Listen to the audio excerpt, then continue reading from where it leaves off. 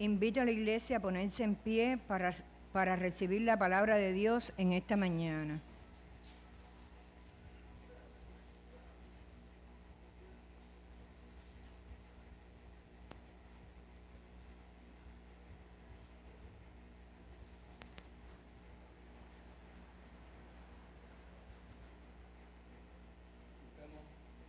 Busquemos la palabra de Dios en Lucas capítulo 9, versos del 18 al 24.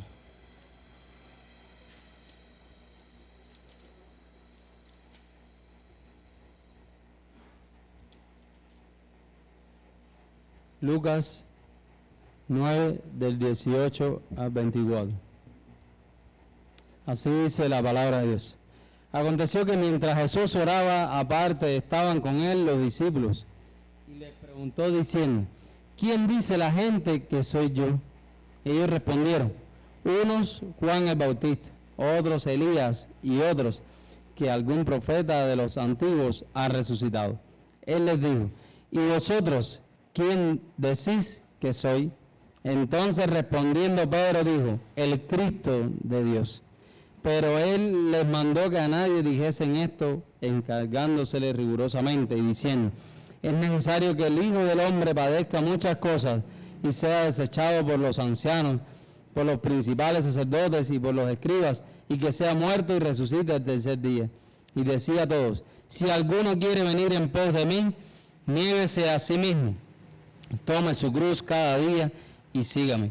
Porque todo el que quiera salvar su vida, la perderá, y todo el que pierda su vida por causa de mí, éste la salvará. Esto es palabra de Dios. Alabamos el nombre del Señor, escuchamos su palabra. Oremos al Señor. Señor y Padre, damos gracias por las palabras de tu Hijo, y te estamos, Señor, rogando ahora que abras nuestro corazón, ilumines nuestra mente y corazón para así entender tu palabra. Sabemos que tú eres la vid, nosotros los pámpanos, y separados de ti, nada podemos hacer. Pedimos de tu bendición, Señor, de tu sabiduría. Tú dijiste: pedid y se os dará, y se dará medida rebosada, grande, apretada. Porque sabemos que si pedimos con fe, tú nos respondes, Señor. Porque qué padre que ama a su hijo, si su hijo le pide pan, le dará una piedra. Por tanto, Señor, sabemos que tú también, si pedimos de tu Espíritu para comprender tu palabra, también se nos será dado cuando pedimos con fe. Te rogamos, Señor, que nos hables y que nos intuyas y que nos vivifiques, que nos des, Señor, así la oportunidad también de mostrar no solo nuestra fe con palabras, sino también con los hechos. Te lo rogamos y pedimos todo en el nombre de Jesús. Amén y amén, Señor. Nos podemos sentar.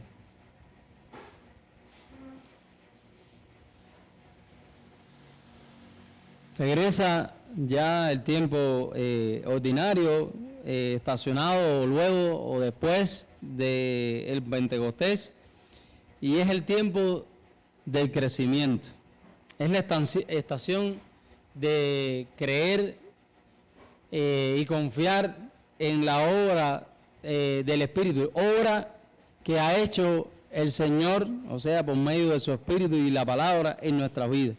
Es tiempo también de dar evidencia de que somos realmente hijos de Dios. Luego de haber recibido, de haber pasado, atravesado todo este tiempo de la Cuaresma, también el tiempo de la Pascua, también, bueno, de resurrección y la Pascua, todo este tiempo que fue sembrada en un sentido la semilla de la fe en nuestro corazón, pues es tiempo de darle crecimiento a esa semilla que ha sido sembrada en nosotros.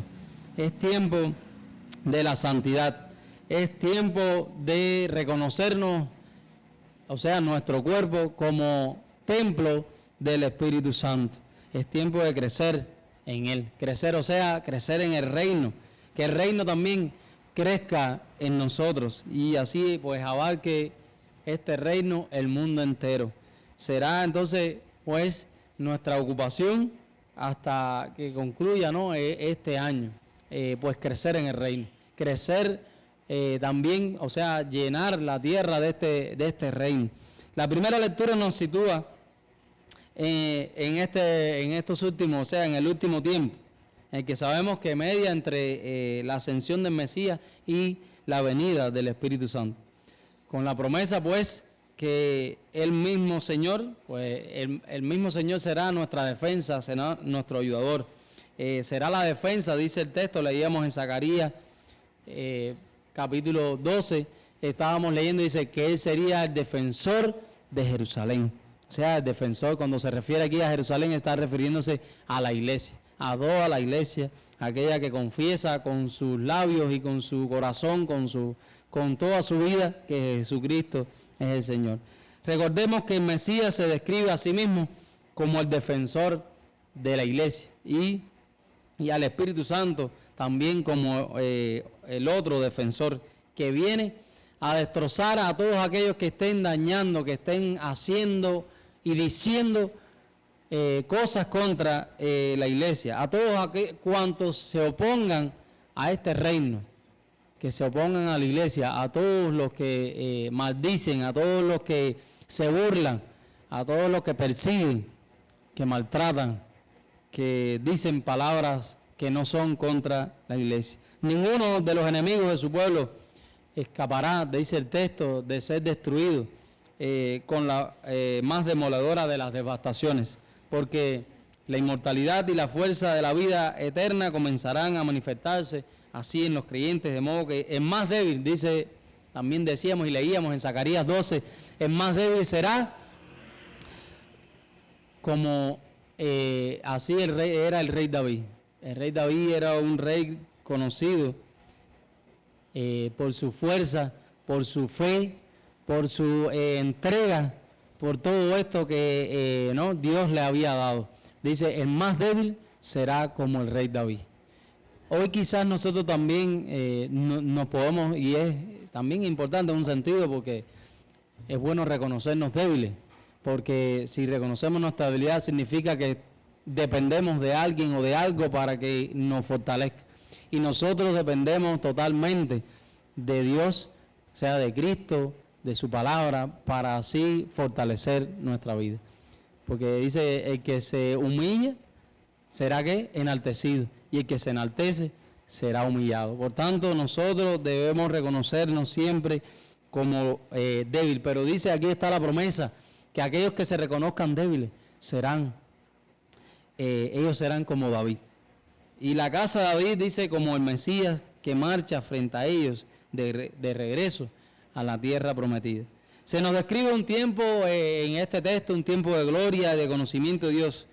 No un mero conocimiento, o sea, solamente un conocimiento intelectual, sino un conocimiento del corazón. O sea, reconoce, porque como dice también la palabra, los demonios creen y tiemblan. O sea, aún el enemigo, aún los demonios conocen, tienen conocimiento intelectual, saben quién es Dios. Pero no se está hablando aquí de que el pueblo de Dios tendrá un mero conocimiento intelectual, sino un conocimiento que nos lleva a poner en práctica, a vivir la vida que el Señor nos ha regalado, la vida eterna. Pues esta vida eterna será el fruto de que Dios mismo derramará sobre cada creyente espíritu de gracia y de contrición, o sea, de humillación, espíritu de reconocer, de arrepentimiento, ¿no? De humillación delante de Dios. Porque la gloria del pueblo de Dios y la inmortalidad no consisten en asentir, en decir sí, o Cristo es el Señor, Dios es el Padre Todopoderoso. No es solamente eso, reconocer eso, ¿no? Sino no solamente reconocer verdades dogmáticas que se nos enseñan, aunque todo comienza por ahí, de reconocer las cosas, sino es el arrepentimiento que hay verdadero, ¿no? En el corazón. ¿Y cómo se muestra este arrepentimiento? Pues volviéndonos todos a Dios. Así que la primera lectura nos describe el efecto de la gracia renovadora, la gracia que nos vuelve a Jesucristo, la gracia que nos hace mirar al Salvador. La gracia que nos hace agradecidos a ese Salvador. La gracia que nos hace poner entonces, ponernos en marcha hacia adelante para poder vivir por esa gracia que el Señor nos ha regalado. A quienes traspasamos, o sea, al Salvador, a ese que traspasamos, a ese que encarnecimos y despreciamos, y lamentarnos entonces con todo el corazón hecho pedazos, sabiendo que aquel que nos ha llamado, a ese que nos ha amado a tal punto que ha entregado su vida por nosotros, a ese habíamos rechazado, habíamos desechado, y aquel que era nuestra única esperanza, la habíamos, o sea, de vida eterna, a ese le habíamos rechazado. Por tanto, después de darnos cuenta de todo ello, esa gracia pues nos pone en camino y nos hace pensar y meditar acerca de lo que el Señor ha hecho. Se nos habla de un lamento, no se nos habla, disculpe, de un lamento cualquiera, sino el lamento de Edadrimón en el valle de Megido. Se alude a un hecho y un lugar histórico. La villa de Edadrimón era una ciudad influenciada por el paganismo tirio, cercana a Jezreel en la llanura de Megido. En ella había ocurrido el hecho más doloroso y terrible que la iglesia en los días cercanos a su partida al exilio babilónico. En ella había sido herido de muerte por el faraón Necao, el piadoso rey Josías. O sea, con esta herida de muerte a este rey se había extinguido la última esperanza que tenía el pueblo de Dios, el pueblo de Israel, de la renovación espiritual, de la única esperanza que había de vida, de victoria, se había disipado, se había extinguido. Así que se habla de un lamento descomunal, porque nace de reconocer que la esperanza ofrecida por Dios había sido quitada. Y es tiempo y es importante, pero este lamento no son lamentos de muerte, sino lamentos de contrición. ¿Entienden? Cuando nos referimos a contrición, dice la palabra de Dios: al contrito y humillado el Señor no despreciará jamás, ¿no? Entonces nosotros también somos llamados así a derramar nuestras lágrimas de lamento, pero no lamento porque hemos sido derrotados, porque se nos ganó la batalla, no lamento de muerte, sino lamento de lágrimas de arrepentimiento, de sufrimiento, de querer volvernos al Señor y de saber hemos perdido o se ha perdido la última esperanza, se ha extinguido la esperanza que teníamos. Pero son lágrimas también de culpa, son lágrimas de extravío, son lágrimas de volverse al Mesías para apegarse entonces a Él, para quitar toda nuestra debilidad, toda nuestra rebeldía y rendirnos en su presencia. Son las lágrimas que produce en el corazón la llegada del Espíritu Santo, o sea, del otro defensor, el Espíritu de verdad, cuya venida hace unos días habíamos acabado, ¿no? O hemos acabado de celebrar la llegada del Pentecostés, o sea, del Espíritu del Señor. Son las lágrimas de quienes se percatan que están en una tierra seca y árida. Aquel que reconoce, ¿verdad?, que está en desolación, que está en el pozo cenagoso, que está inmerso en el pecado, ¿no? Pero que están enfermos de muerte porque se reconocen que están sin Dios. Por eso el Salmo confiesa: quien ha recibido esta gracia prefiere a Dios, dice, que ante todas las cosas.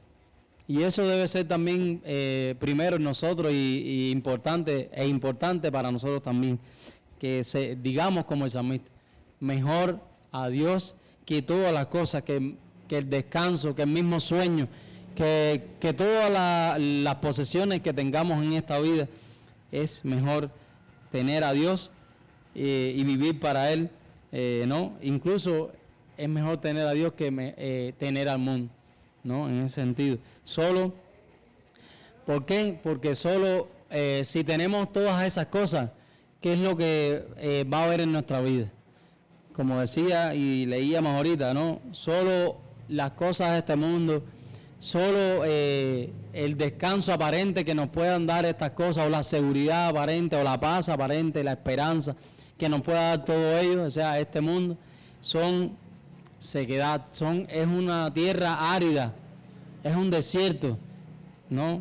Es una sed que no se puede saciar, que no es una sed rabiosa, que nada puede apagar sino la presencia solamente.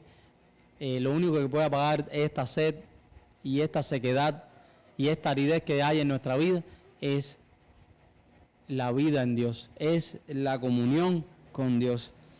El salmista anhela ver, dice, el poder y la gloria de Dios, de la misma forma que lo había contemplado en el santuario, porque la misericordia del Señor es mejor, dice, que la vida. ¿Qué son este poder y esta gloria? ¿Cómo se mira a Dios en su santuario? ¿Cuál es esta misericordia? Lo ha dicho así la primera lectura en Zacarías. Es pues la misericordia y también el poder y la gloria es la contrición del corazón y el volverse a Dios. Lo que el salmista entonces desea es lo que Zacarías describe como fortaleza, la comunión con Dios que nos hace vivir. Esa es nuestra fortaleza. Como dice también, el gozo del Señor es mi fortaleza. El gozo que el Señor me ha dado a mí y ha dado a todos aquellos, ¿verdad?, que nos ha dado a todos los hijos de Dios. El gozo constante de estar constantemente en la presencia de Dios. Porque el alma que se mantiene llena de Dios, se mantiene fortalecida. Ahora, si no nos mantenemos llenos de Dios, es todo lo contrario, ¿verdad? Vamos a estar vacíos de Dios. Si nos alejamos de Dios, estaremos vacíos. De modo que las cosas de este mundo nos van a absorber y nos van a maltratar y nos van a tirar hasta lo más profundo de nuestra vida, hasta que no toquemos fondo. Pero el Señor, y estando cerca del Señor y buscando de la presencia del Señor, todas esas vicisitudes, todas esas dificultades, todos esos avatares que vivimos, ¿verdad?, en este siglo, no pueden robarnos el gozo, ¿verdad?, y el fruto de ese gozo, el fruto del Espíritu. Y es un músculo que se cultiva, que va creciendo cada vez más mientras más se medita en la palabra de Dios, mientras más contemplamos al Señor. Y la clave para lograrlo está en ¿qué? En vaciarnos a nosotros mismos. Nos hemos vaciado a nosotros mismos de las cosas de este mundo. O ¿a qué nivel está nuestro tanque, o sea, de combustible del mundo? Es vaciarnos de toda la rebeldía, de todo el pecado, vaciarnos de abandonar todas esas cosas. ¿Y mirar a quién? Mirar a Cristo, a Él, como mira a un niño a sus padres. Como usted, casi todos hemos tenido la oportunidad de ver a los niños, hemos tenido en brazos, cómo miran los niños a sus padres. ¿Cómo lo miran? Lo contemplan, lo admiran, lo desean, lo buscan. Constantemente los niños están buscando a su papá, a su mamá, porque saben que de ellos depende, ¿verdad?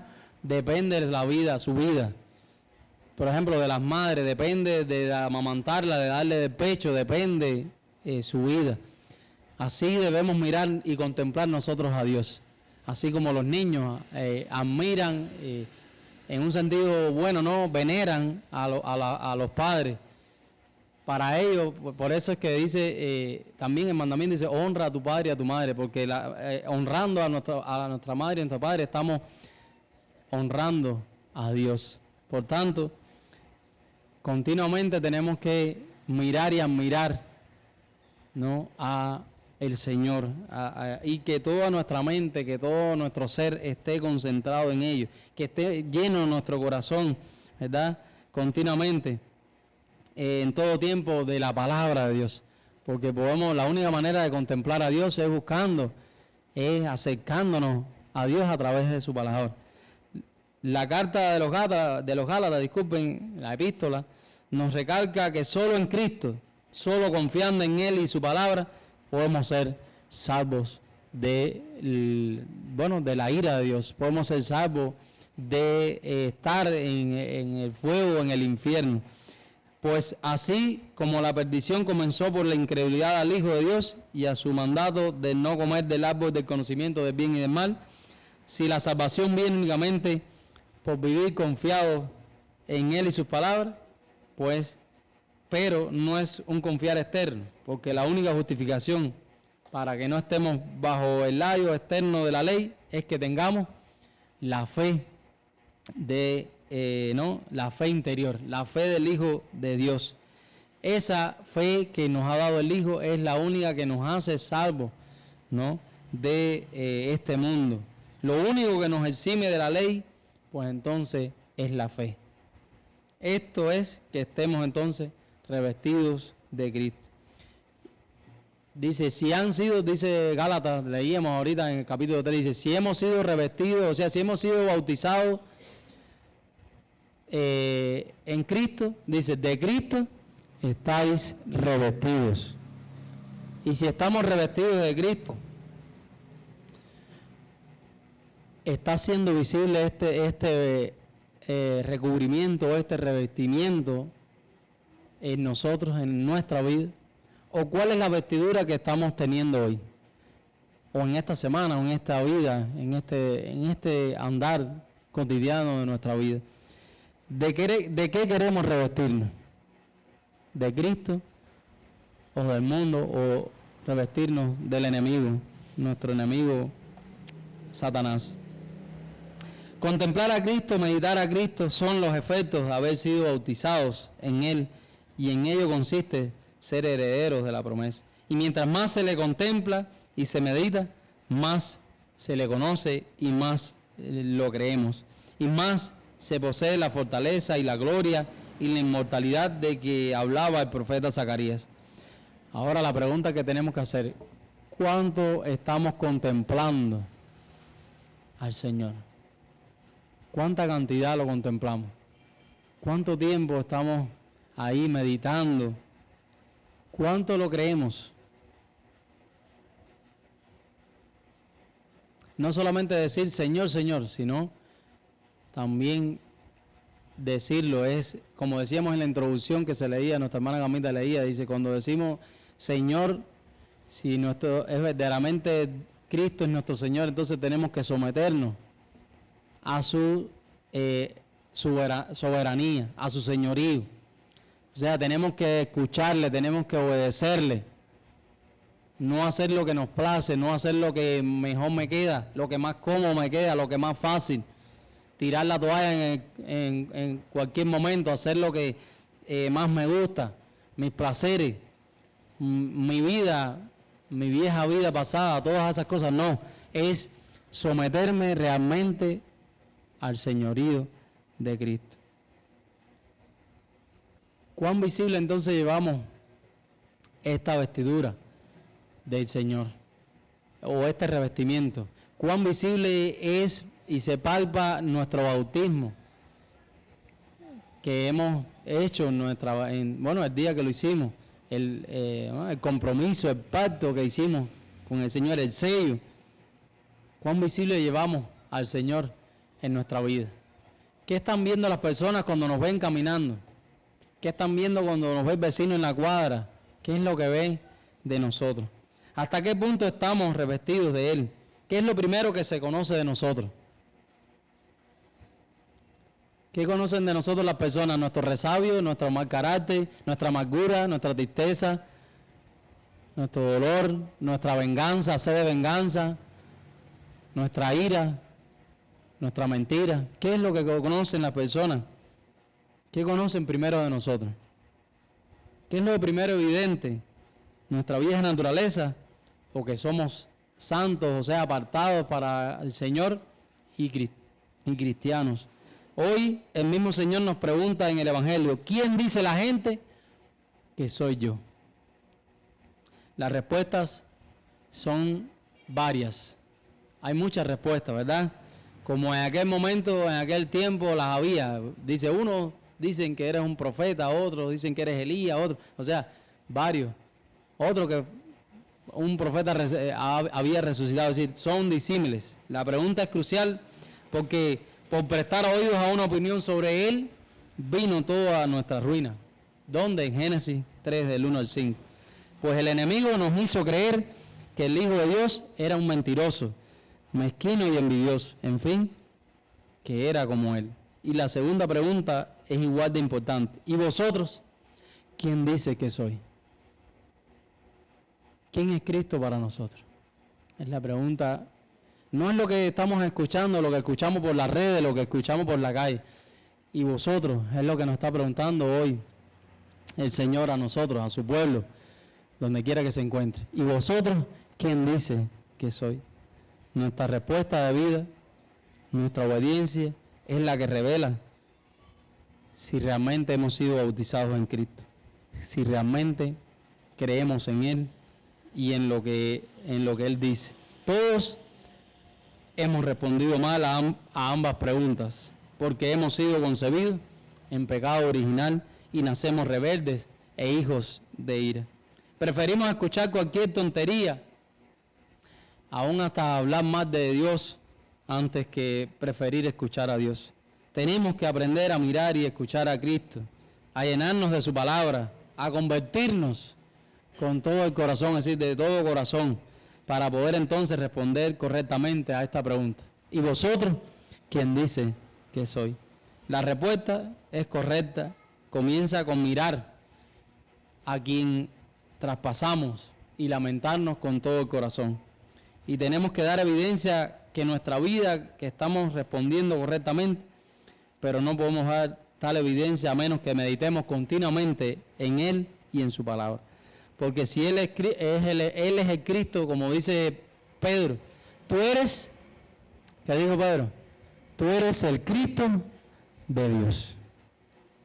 Si Él es el Cristo, entonces tenemos que empeñar toda nuestra fuerza en agradarle. Tenemos que empeñar toda nuestra vida en seguirle. No solamente decirlo de palabras, sino ser verdaderamente su discípulo. Como dijo el mismo Cristo, le dijo a sus discípulos, si me amáis, guarda mis mandamientos.